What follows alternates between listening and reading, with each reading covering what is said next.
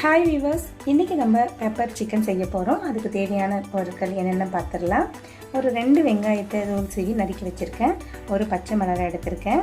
ஒரு 3 பட்டை, ஒரு 3 கிராம்பு, 3 காஞ்ச மிளகாய், இஞ்சி ஒரு துண்டு நறுக்கி வச்சுருக்கேன். பூண்டு ஒரு 4-5 பல் நறுக்கி வச்சுருக்கேன். ஒரு 2 டேபிள் ஸ்பூன் மிளகு எடுத்திருக்கேன். சீரகம் 1 டேபிள் ஸ்பூன், சோம்பு 1 டேபிள் ஸ்பூன், எண்ணெய் தேவையான அளவு, உப்பு தேவையான அளவு, கொஞ்சமாக கருவேப்பிலை எடுத்திருக்கேன். முதல்ல ஒரு மிக்ஸி பவுல் எடுத்துக்கோங்க. இதில் நம்ம 2 டேபிள் ஸ்பூன் மிளகு ஆட் பண்ணிக்கிறேன். 1 டேபிள் ஸ்பூன் சோம்பு, 1 டேபிள் ஸ்பூன் சீரகம். இதை நம்ம பொடியாக நல்லா தூள் பண்ணிக்க போகிறோம்.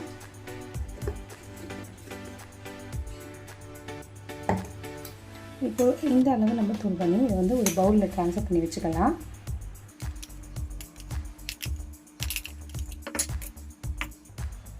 முதல்ல நம்ம ஸ்டவ்வை பற்ற வச்சுக்கலாம். அதில் ஒரு பேன் வச்சுக்கிறேன்.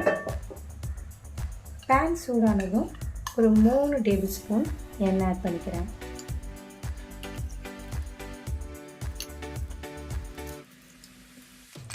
இப்போ எண்ணெய் சூடாகிடுச்சு. இதில் 3 பட்டை, 3 கிராம்பு ஆட் பண்ணிக்கிறேன். 3 காஞ்ச மிளகாய் இதில் ஆட் பண்ணிக்கிறேன். இதை நல்லா பொரியட்டும்.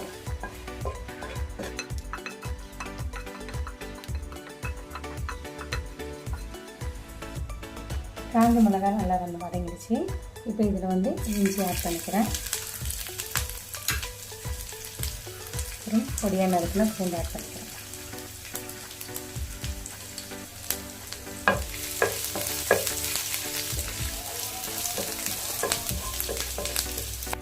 பூண்டு நல்லா வதங்கிடுச்சு. இப்போ நம்ம ஒரு 2 வெங்காயம் நறுக்கி வச்சுருக்கோம் இல்லைங்களா, இந்த வெங்காயத்தை இதில் ஆட் பண்ணிக்கிறேன். நல்லா வெங்காயம் நல்லா வதங்கி கோல்டன் ப்ரௌன் கலரில் வரணும். அது வரைக்கும் நல்லா வதக்கி விடுங்க. ஏன்னா இந்த டிஷ்ஷுக்கு பார்த்தீங்கன்னா இந்த வெங்காயம் மட்டும்தான் நமக்கு டேஸ்ட் கொடுக்க போகுது. இதை இந்த பச்சை மிளகாவும் சேர்த்து நம்ம நல்லாவே வதக்கிக்கலாம்.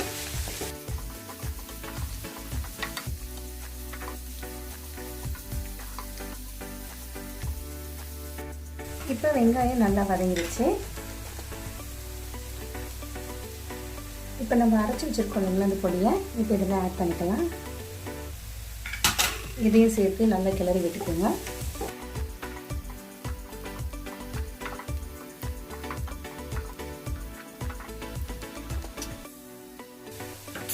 இப்போ நான் கழுவி க்ளீன் பண்ணி வச்சுருக்கேன் இந்த சிக்கனை ஆட் பண்ணிக்கிறேன். நான் 300 கிராம் சிக்கன் எடுத்துருக்கேன்.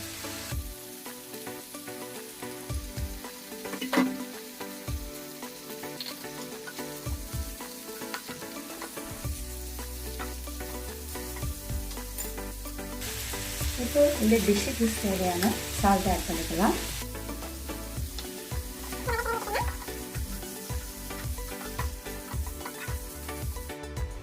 இப்போ 10 நிமிஷம் ஆயிடுச்சு.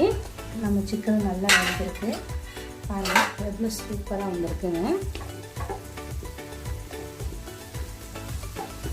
ஃபைனலாக பார்த்தீங்கன்னா நம்ம எடுத்து வச்சுருக்கிற கருவேப்பிலையை இதில் போட்டுக்கலாம்.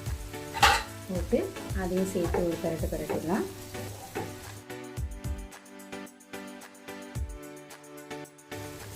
அவ்வளோதாங்க. ரொம்ப ஈஸியாக வீட்லேயே ரொம்ப டேஸ்டியாக ப்ரிப்பேர் பண்ணலாங்க. அவ்வளோதான், பெப்பர் சிக்கன் ரெடி ஆகிடுச்சு. இதை நம்ம ஒரு பவுலில் ட்ரான்ஸ்ஃபர் பண்ணிக்கலாம்.